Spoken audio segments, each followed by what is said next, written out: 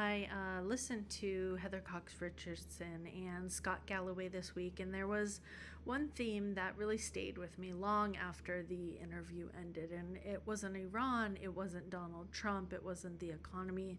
It was really the idea that democracies rarely collapse overnight, and they slowly normalize behavior that would have shocked people just a few years earlier. And I think that's exactly where America finds itself today.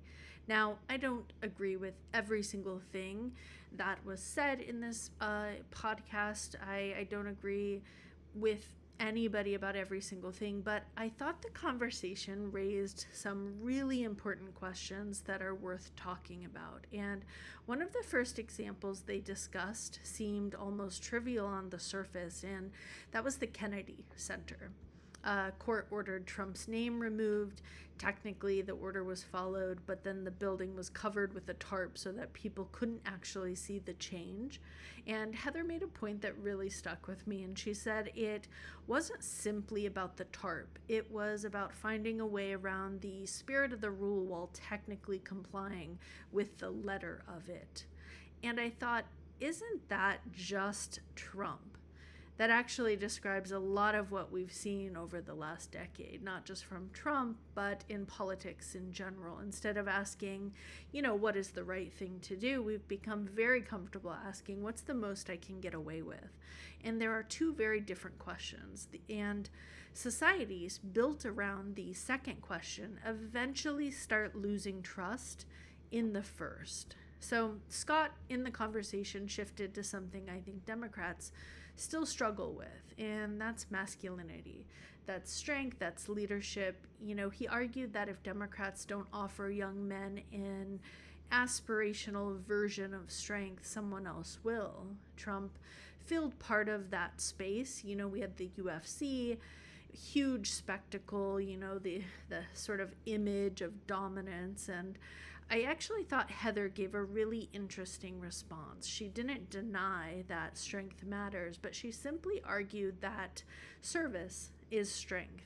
Military service, public service, protecting democracy, showing up for our country. And there's a version of masculinity I don't think we talk about enough anymore. And whether you're a man or a woman, strength isn't simply winning every single fight. Sometimes strength is protecting the institutions that allow disagreement to exist peacefully. And, the conversation then moved into Iran. Honestly, that's where I found myself really agreeing with both of them. Scott had made a point that really resonated with me. He had said, this is a deal that feels misleading. It's a memorandum of understanding, and that isn't the same thing. It's really an agreement to keep negotiating, and not necessarily an agreement that solves anything. And Heather had expanded on that by asking an even bigger question. If America enters conflict without clear objectives, without experienced diplomats, without long-term planning, who ultimately pays the price? And that's where I think something much larger is happening. We've spent years treating expertise like it's optional. Scientists, career diplomats, military planners, economists, public health experts. We've convinced ourselves that anyone can do these jobs and that experience doesn't really matter. And that instinct is enough. I don't think history supports that idea. Expertise isn't elitism. It's experience. It's decades spent learning something so the rest of us don't have to. And that means experts are, they're not always right, but replacing competence with loyalty is almost never a recipe for good government. And another point Heather made really stood out to me. So she compared this moment to the late 1920s and the Gilded Age. not because history repeats itself exactly, but because wealth became increasingly concentrated. Power really becomes increasingly concentrated, and eventually, ordinary people begin asking, wait, who is all of this actually working for? And that's a question I think more Americans are beginning to ask today, because when groceries cost more, when gas costs more, when housing costs more, healthcare, people eventually stop looking only at their own struggles and they start asking why. Who benefited? Who made these decisions? Who got richer while everyone else squeezed? History tells us those questions matter, and sometimes they really reshape entire political parties. Another part of the conversation I really found fascinating was religion. Not religion itself. Faith has always been a part of American life, but the difference between personal faith and governing through personal faith. Heather reminded us that the founders intentionally created a government based on reason and evidence and debate and institutions, not because they were anti-religion, but because they understood something profound. People sincerely believe in different things. The moment a government says, God told me this is the answer, another person can honestly reply, God told me the opposite.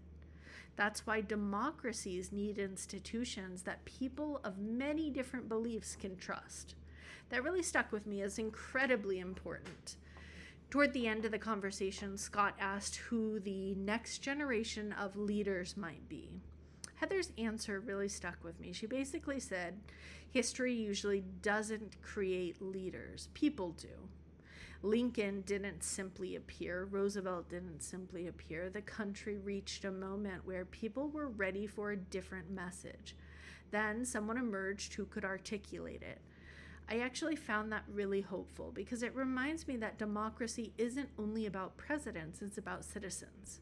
Leaders don't appear just out of nowhere. We create them in the environments that allow them to rise. So, what did I take away from this conversation? Honestly, this was a conversation that really hit a lot of the points we need to keep focus on. Democrats aren't always right. Republicans aren't always wrong. We have to stop treating politics like a sport. This isn't, did my team win today? This is the country getting healthier because of what is happening? Those aren't always the same thing. Democracy depends on accountability. It depends on expertise. It depends on citizens paying attention before the consequences become impossible to ignore. Heather and Scott reminded me of something I think all of us need to hear. History doesn't determine the future, people do. The choices we make today become the history someone else studies tomorrow. And that's my biggest takeaway from their conversation. I'd love to know yours. If you enjoyed the discussion, leave a comment below, like or subscribe, and I will be back and we will continue to break down and look at the bigger picture. Please subscribe and I'll see you next time.